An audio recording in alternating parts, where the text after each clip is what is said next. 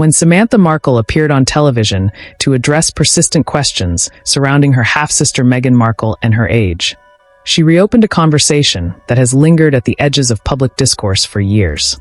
The segment was not presented as tabloid provocation or casual family gossip. Instead, it was framed as a direct challenge to what Samantha described as inconsistencies in Meghan's publicly presented life story.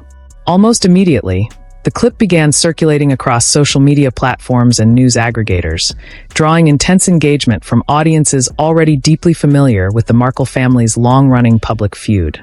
What made the moment resonate was not the novelty of the claim, but the way it tapped into a broader, unresolved question: whether Meghan's public biography has been carefully curated and periodically adjusted over time, and why even minor discrepancies continue to trigger such strong reactions. The controversy did not hinge on rumor or anonymous accusation. Rather, it centered on documents, interviews, and public records that are readily accessible. Samantha's intervention drew attention not to hidden files or secret revelations, but to material that has existed in plain sight for decades. Her argument was subtle but pointed. When a public figure repeatedly emphasizes truth, authenticity, and transparency, even small inconsistencies can take on outsized significance. In this case, the question was not simply about a date on a calendar, but about whether audiences are being asked to accept a narrative that evolves without clear acknowledgement of how or why it changes. At the core of the debate lies a straightforward, verifiable fact. Meghan Markle was born on August 4, 1981. This date appears consistently across multiple official and semi-official records, including California birth indexes, school enrollment documents, and early professional materials from her acting career. Reputable media outlets have cited this date for years, and it has been included in authorized biographies and mainstream profiles alike. No serious investigator disputes the authenticity of that birth year. Samantha herself did not attempt to claim that Meghan was born in a different year.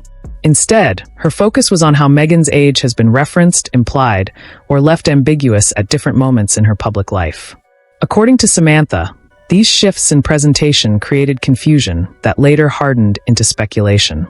She argued that Meghan, rather than clarifying the matter directly, chose to dismiss questions about age as invasive or malicious. In Samantha's telling, that reaction transformed what might have been a minor curiosity into a symbol of something larger. During the broadcast, she emphasized that her concern was not the number itself, but the pattern she believed it represented. Transcripts shared by multiple outlets captured her central point: that repeated narrative adjustments, however small, inevitably invite scrutiny, especially when the subject later occupies a role that demands heightened transparency. To understand how the issue emerged, it is necessary to revisit the norms of the entertainment industry in which Meghan built her early career. During the early and mid-2000s, many actors were listed in casting databases with age ranges rather than precise birth years. This practice was not unusual. Former casting directors have openly acknowledged that age ambiguity was often encouraged, particularly for women, to avoid typecasting and to broaden the range of roles for which an actor might be considered. Industry publications have documented how performers were routinely advised to present themselves within flexible brackets rather than fixed timelines. In that context, Meghan's early professional materials do not stand out as deceptive or exceptional. Like many of her peers, she navigated an industry that prioritized marketability over biographical precision. At that stage, age functioned less as a factual marker and more as a professional tool. No one has produced evidence suggesting that Meghan engaged in conduct outside these norms. For years, this ambiguity attracted little attention, because it aligned with standard Hollywood practice and carried no broader implications. The dynamic changed dramatically when Meghan transitioned from actress to global public figure through her relationship with Prince Harry. With that shift came a new level of scrutiny. As a senior member of the British royal family, her background was no longer merely a matter of branding or career positioning.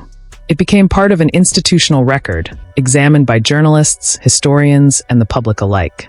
At the time of her engagement and marriage, biographies uniformly cited her 1981 birth year, and official royal communications did not attempt to obscure or soften that information. On paper, the matter appeared settled. Yet critics like Samantha argue that earlier ambiguities never fully disappeared. Instead, they lingered as unresolved threads that resurfaced whenever Meghan spoke about her past. From their perspective, the issue was not that the record changed, but that the conversation around it was discouraged. Questions were framed as hostile, motives were questioned, and the topic itself became taboo. To skeptics, that resistance reinforced suspicion rather than dispelling it. In their view, a simple acknowledgement of how industry norms once shaped presentation could have closed the door on speculation. Samantha's on-air comments tapped into this unresolved tension. She framed the age discussion as a case study in narrative management, suggesting that Meghan's life story has been reshaped to suit different chapters of her public evolution. Actress, humanitarian, royal, media entrepreneur. Each role emphasized different aspects of her identity. Samantha argued that this adaptability, while not inherently dishonest, becomes problematic when past versions are implicitly disavowed or criticized. Her now widely quoted line captured the essence of her critique. That credibility, not chronology, was the real issue.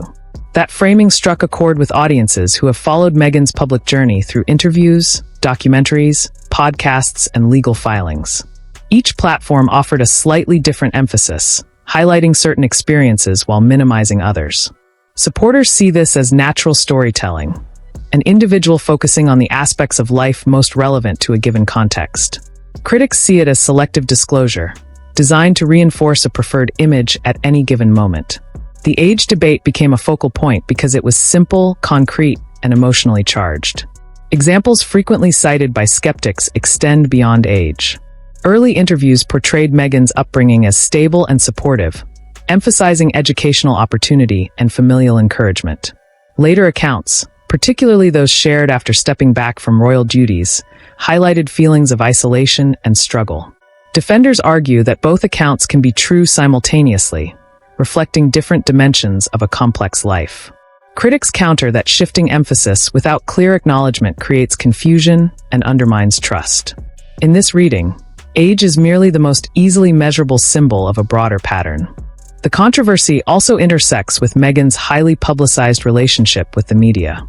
Since entering royal life, she has spoken extensively about intrusive coverage, misinformation, and the emotional toll of relentless scrutiny. From that vantage point, renewed focus on age appears trivial and unfair. Samantha's challenge, however, reframed the issue by shifting responsibility. By accusing Meghan of inconsistency rather than concealment, she moved the conversation from privacy to accountability. The implication was that some scrutiny arises not from malice, but from unresolved contradictions. Public reaction to the broadcast illustrated just how polarized opinion has become. On social media, some viewers accused Samantha of exploiting family conflict for personal relevance, pointing to her long history of public criticism directed at Meghan. Others applauded her for voicing concerns they felt had been dismissed too readily. Comments reflected a deep divide. For some, the segment confirmed long-held doubts about Meghan's narrative control. For others, it reinforced the perception that Meghan is subjected to unfair, gendered scrutiny that would not be applied to male counterparts. Journalists who examined the claims emphasized the importance of distinguishing fact from interpretation. Official records support Meghan's birth year unequivocally.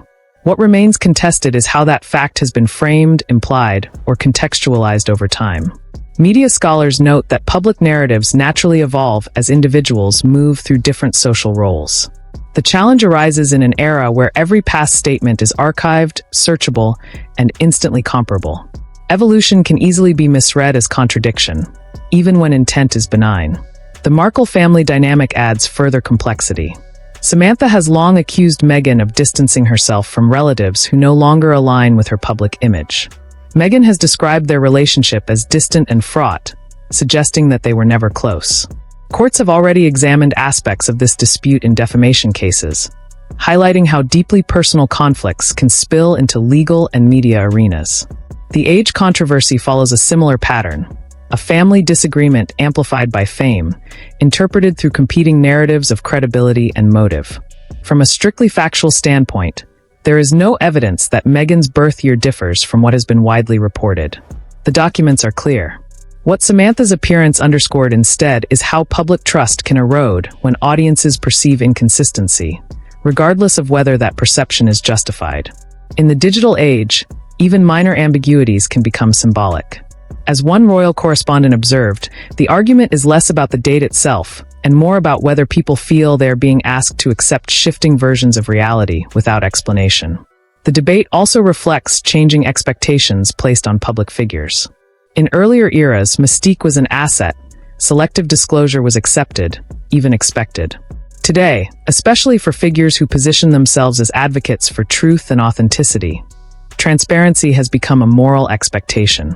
Meghan's public brand has leaned heavily on those values, amplifying the impact of any perceived inconsistency. Samantha's remarks capitalized on that tension, framing the age question as evidence of a disconnect between message and presentation.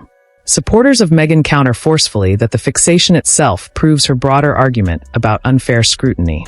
They note that male celebrities rarely face sustained debate over age, and that women, particularly those who challenge entrenched institutions, are subjected to harsher judgment. From this perspective, Samantha's intervention perpetuates a culture that reduces women to numerical milestones rather than substantive achievements. The controversy, they argue, says more about societal bias than about Meghan herself. Yet the persistence of the discussion suggests it resonates beyond simple bias. Over the past several years, Meghan's story has been told through multiple interpretive lenses: royal tradition, Hollywood culture, racial identity, mental health advocacy, and media criticism. Each lens foregrounds different truths. Samantha's challenge introduced another lens: family memory. Family narratives are often emotionally charged and resistant to neat resolution. When they collide with public storytelling, the resulting tension can be powerful and enduring. What sustains the controversy is not a lack of evidence, but an excess of interpretation. Public records establish a timeline. Personal accounts add emotional texture. Critics question motive. In the space between documentation and perception, speculation flourishes. Samantha's television appearance did not resolve the debate. It illuminated why it persists. As long as Meghan continues to narrate her own life in public, others, especially those with personal connections, will offer competing versions. Ultimately, the age debate functions as a proxy for larger questions about control, credibility, and identity. Meghan Markle's ascent placed her under an extraordinary spotlight, where even mundane biographical details are scrutinized for symbolic meaning.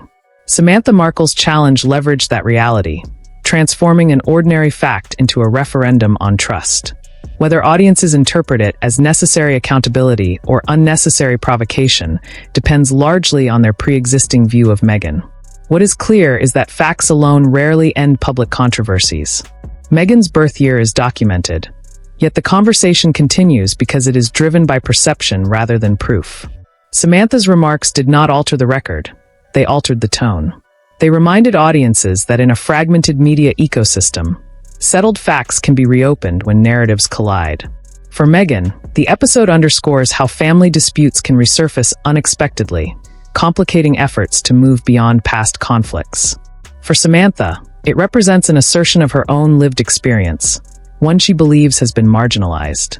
For the public, it offers a case study in how celebrity, memory, and documentation interact, often messily and emotionally, under constant scrutiny. The controversy may eventually recede from headlines, but the underlying tension is unlikely to disappear. As long as Meghan Markle remains a prominent voice on issues of truth, identity, and authenticity, her own story will be examined for coherence. Samantha Markle's challenge did not uncover a new fact. It exposed a lingering distrust. And in the court of public opinion, distrust is far more difficult to dispel than any single allegation.